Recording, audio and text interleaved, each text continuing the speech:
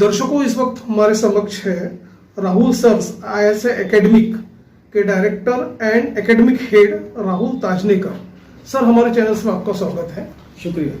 Sir, हम आपसे ये जानना चाहेंगे कि जब राहुल सर एकेडमी की जब हम बात करते हैं तो आप ये बताइए किस तरह का अपना कोर्स का पैटर्न होता है और किस तरह के क्लासेस अपने यहाँ कंडक्ट होते हैं, उस बारे में हमारे दर्शकों को बताइए।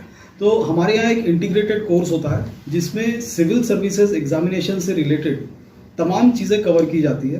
तो इसमें हम prelims, mains, optional, test series, material और इंटरव्यू, इन तमाम पहलुओं को कवर करते हैं और बहुत सिस्टमैटिक तरीके से हम उसको करते हैं, जिसमें हमारे यहाँ रेगुलर टेस्ट होते हैं, अपनी रोज आंसर राइटिंग प्रैक्टिस होती है और एक कॉम्पैक्ट कोर्स होता है जो 1 साल का होता है, जिसमें हम इसको कंप्लीट वे में अच्छी तरह से करवाते हैं। अब ये कोर्स इस तरह से करवाया जाता है कि एक कोई भी कैंडिडेट, भले उसको कुछ आता हो या ना आता हो, वो जीरो भी हो, तब भी हम उसको फर्स्ट अटेम्प्ट में क्रैक करवाने के लिए सक्षम बना सकते हैं, प्रोवाइडेड कि वो खुद भी उसमें हार्डवर्क करे। क्लास ज्वाइन करने से कुछ नहीं होता है, अल्टीमेटली कैंडिडेट को खुद भी बहुत लगन से और बहुत मेहनत करनी पड़ती है। सर, स्टूडेंट्स का ऑल ओवर बेस्ट परफॉर्मेंस देखने के लिए फैकल्टीज जो होती है उसका बहुत इम्पोर्टेंट होता है, तो आप ये बताइए किस तरह के फैकल्टीज अपने हैं, उस बारे में बताइए। तो इसमें अब ये राहुल सर IIS एकेडमी है, तो इसमें सबसे बड़ी फैकल्टी राहुल सर यानी मैं खुद हूँ। अब मैं अपने बारे में थोड़ा बताता हूँ। मैं खुद BE mechanical Delhi college of engineering से, और मैंने उसके बाद मारुति में जॉब किया और उसके बाद मैंने खुद इस UPSC का एग्ज़ाम दिया है और मैंने 3 बार इंटरव्यू दिया है और पिछले 14 साल से मैं यही करवा रहा हूँ। तो इस एग्ज़ाम के सारे इन्स एंड आउट्स मुझे पूरी अच्छे तरह से मालूम है और इसीलिए उस पूरा मटेरियल और उसका जो स्ट्रक्चर होता है वो मैंने खुद डिज़ाइन किया है। तो इसमें जो कोर सब्जेक्ट्स रहते हैं वो मैंने अपने पास रखे, बाकी चीज़ों के लिए दूसरी फैकल्टीज़ भी है, लेकिन ज़्यादा सब्जेक्ट्स मैं इसलिए खुद अपने पास रखे, उससे स्टूडेंट्स की पढ़ाई पे और उनके ओवरऑल मेंटरशिप पे मेरा पूरा कंट्रोल रहता है, वो उसका मेन पर्पज़ है। सर, IIS अपियर के लिए स्टूडेंट्स को किस तरह के एफर्ट्स लेने पड़ते हैं और किस तरह का आप लोगों का प्रैक्टिकल होता है, थ्योरेटिकल होता है, थोड़ा उस बारे में डिटेल्स बताइए। देखिए, IIS एग्ज़ाम जो है इसका एक्चुअली कई सालों से और सदियों से इसका एक हवा बना हुआ है कि ये बहुत मुश्किल एग्ज़ाम है। एक्चुअली ऐसा है नहीं, ये एग्ज़ाम बहुत आसान है।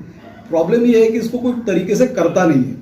इसमें कैसा रहता है कि आप एग्ज़ाम और पढ़ाई, ये 2 चीज़ों को मिक्स ना करें, पहले एक अच्छे से पढ़ाई करें और बाद में एग्ज़ाम दे दें। तो अब पढ़ाई कितनी करनी है, कितने साल करनी है, उसका एक सिस्टम होता है कि आपको कम से कम 1 से 1.5 साल अच्छी पढ़ाई करनी होती है, उसमें से 7-8 महीने रिवीजन, और जब भी आपका 3 से 4 रिवीजन हो जाए, आप पहला अटेम्प्ट दीजिए और उसमें सिलेक्ट हो जाएंगे। जनरली लोगों को एक बहुत बड़ी गलतफहमी होती है कि इस साल एग्जाम नहीं देंगे तो उनका साल वेस्ट हो जाएगा, जबकि ऐसा कुछ नहीं होता। साल तो उनका वैसे भी वेस्ट होने ही वाला है। UPSC हार लेके नहीं खड़ी है ना आपके लिए। आपको एग्जाम पहले पढ़ाई करनी है और उसके बाद एग्जाम देना है। तो इतना भी अगर आप ध्यान में रखें तो और फिर सिस्टमैटिक तरीके से आप जिस भी कोचिंग क्लास में हो, या आपको बेसिकली आपको कोचिंग क्लास भी ऐसी ज्वाइन करनी चाहिए जहां आपके लिए एक मेंटरशिप प्रोग्राम है और आपका एक स्टेप बाय स्टेप तरीके से हैंड होल्डिंग करके जीरो से लेके आपको हीरो तक पहुंचाना है। ऐसी मेंटरशिप प्रोग्राम हम यहाँ पे करवाते हैं। उसमें कैंडिडेट को भी हार्ड वर्क करना होता है और बहुत लगन से इसको करना होता है, और अगर वैसा करे तो कोई बड़ी बात नहीं, ये एग्जाम बहुत आसान है, फर्स्ट अटेम्प्ट में क्रैक किया जा सकता है। सर, आप ये बताइए कि राहुल सर IIS एकेडमी का क्या परफॉर्मेंस है, किस तरह की इसकी हिस्ट्री है और किस तरह का ट्रैक रिकॉर्ड है, उस बारे में बताइए। तो अब पिछले 12-13 साल से मैं इसी लाइन में हूँ और ये हम करवा रहे हैं। अब नागपुर एक छोटी जगह है और यहाँ पर एक्चुअली कैंडिडेट्स बहुत ज़्यादा आते भी नहीं हैं, और उस हिसाब से जो नंबर ऑफ सिलेक्शंस रहते हैं वो उस प्रपोर्शन में ही रहते हैं कि आपके कैंडिडेट्स कितने आते हैं। तो फिर भी हमारे यहाँ से कुछ कैंडिडेट्स फाइनल एग्जाम में सिलेक्ट हुए हैं, और हर साल मेंस इंटरव्यू के लिए भी अपने यहाँ से कैंडिडेट्स रहते हैं।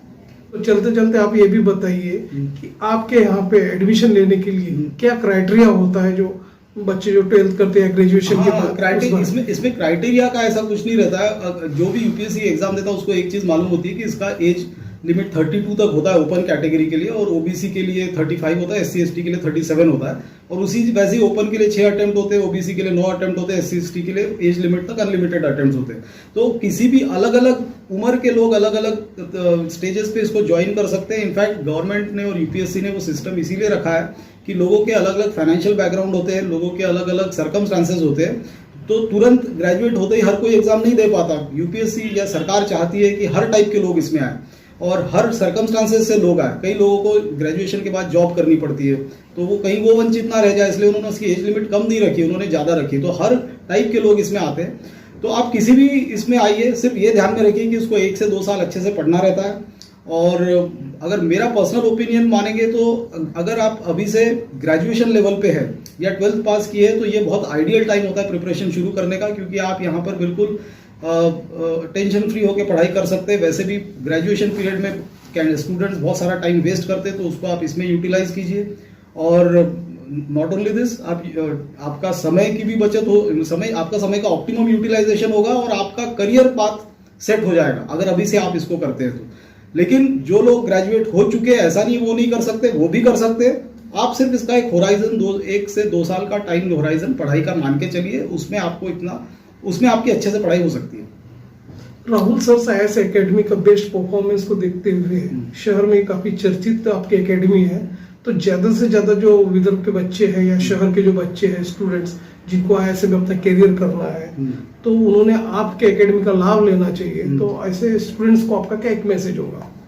मेरा मैसेज यही होगा कि आप हमारे इंटरनेट पे और आपके स्क्रीन पे भी नंबर फ्लैश हो जाएंगे, आप कभी भी हमें कांटेक्ट कर सकते हैं। हमारे रेगुलर सेमिनार्स हो सकते हैं, हम उसके लिए आपको इनवाइट करेंगे। और वैसे भी यहाँ पे जो भी अगर कोई पर्सनलाइज काउंसलिंग चाहता है तो वो भी मुझे आके पर्सनली मिल सकता है। हमारे यहाँ अपने काउंसलर भी रहती है, वो भी कर सकते हैं। और आपको मेरे से भी करना है तो आपको पूरा गाइडेंस हम देंगे इसको कैसे करना है।